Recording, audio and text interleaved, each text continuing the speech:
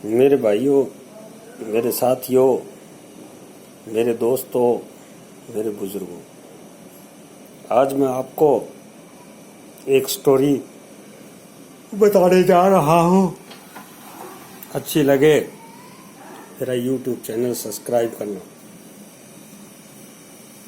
आज मैं आपको एक स्टोरी बता रहा हूँ जो युगों पे है। ये तो आप सब भाइयों को विदित है ही कि युग 4 थे। युग कितने थे? 4। सतयुग, द्वापर, त्रेता और कलयुग। ये 4 युग थे। सतयुग सबसे लंबा था और उसमें आदमी की हाइट भी लंबी होती थी और आदमी वजनदार और ताकतवर हुआ करता था। इसी हिसाब से द्वापर युग में आदमी की कुछ हाइट सतयुग से कम रह गई और आदमी में ताकत अच्छी थी लेकिन कुछ कम रह गई और इसी हिसाब से जो है त्रेता युग में आदमी की हाइट उससे कम रह गई और ताकत भी कुछ कम रह गई। तो ऐसे ये युग चलते गए। कलयुग में आदमी की हाइट उससे भी कम रह गई और ताकत उससे भी कम रह गई। एक दिन क्या होता है कि इन युगों के अंदर आपस में विवाद हो जाता है। वो कहता है कि मैं बड़ा हूं और वो कहता है कि मैं बड़ा हूं, वो कहता है मैं बड़ा हूं। तो आपस में इनका विवाद हो जाता है। ये उस विवाद को आपस में सलटा नहीं सकते, झगड़ पड़ते हैं। फिर ये लोग क्या करते हैं कि हम इस झगड़े को आपस में तो नहीं सलटा पाएंगे, तो दूसरे देवताओं से पूछो कि हमारा ये फैसला कौन कर सकता है। तो ये चल करके कृष्ण जी के पास जाते हैं। वो कहते हैं मैं इस फैसले को नहीं कर सकता। फिर ये राम के पास जाते हैं। राम कहता है कि मैं इस फैसले को नहीं कर सकता। तो फिर ये विष्णु के पास जाते हैं। विष्णु कहता है मैं इस फैसले को नहीं कर सकता। आखिर में शिव महाराज बचते हैं। तो ये चल करके शिव जी महाराज के पास जाते हैं और उनसे कहते हैं कि हमारा ऐसे ऐसे विवाद हो गया है, तो प्रभु आप इसका फैसला दे सकते हैं।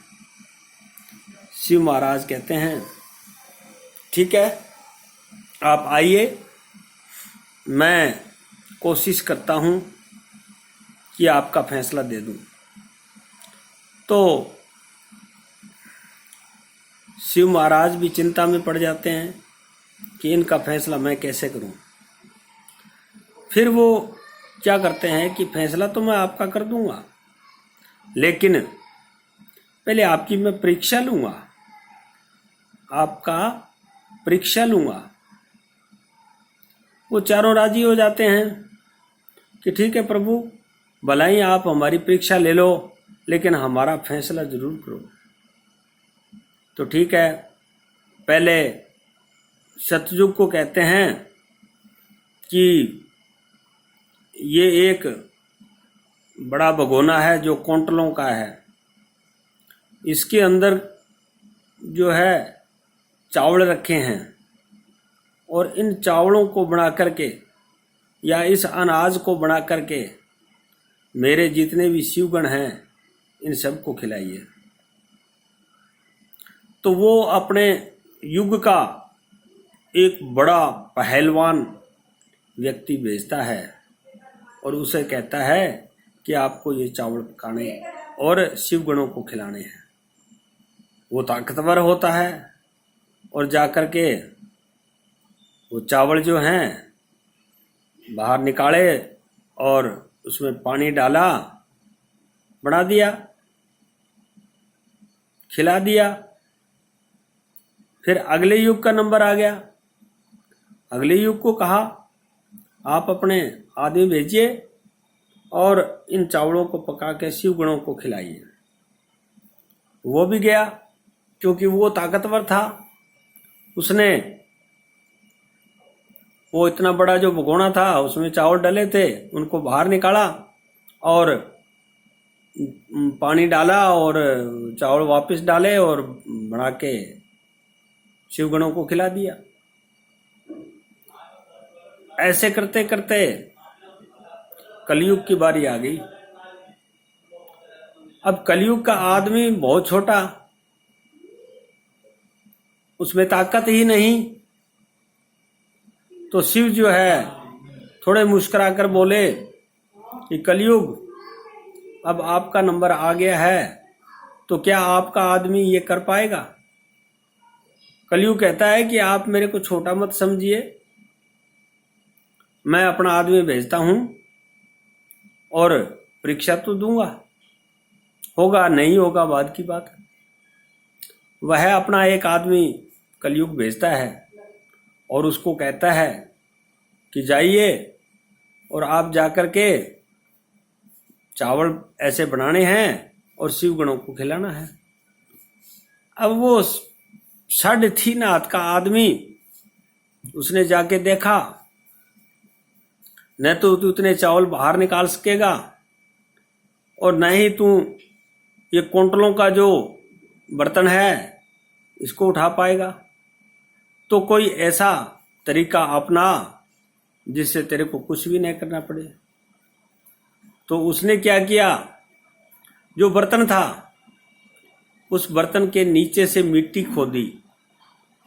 मिट्टी खोद दी तो उसके नीचे भट्टी बन गई। भट्टी बनने के बाद में उसने चावलों में सीधा पानी डाल दिया और लकड़े इधर उधर से इकट्ठी करके नीचे आग लगा दी। अब चावल पकने शुरू हो गए।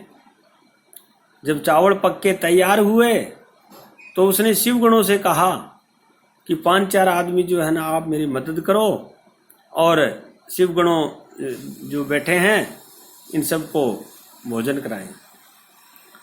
तो 2-4 उसके साथ लग गए और एक एक करके मतलब सभी को जो है उन्होंने भोजन करा दिया।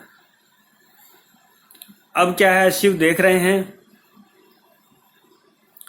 तो शिव क्या कहते हैं कि देखो भाई, आप सबसे बड़ा मैं तो कलयुग को मानूंगा। तो वो बोले कैसे?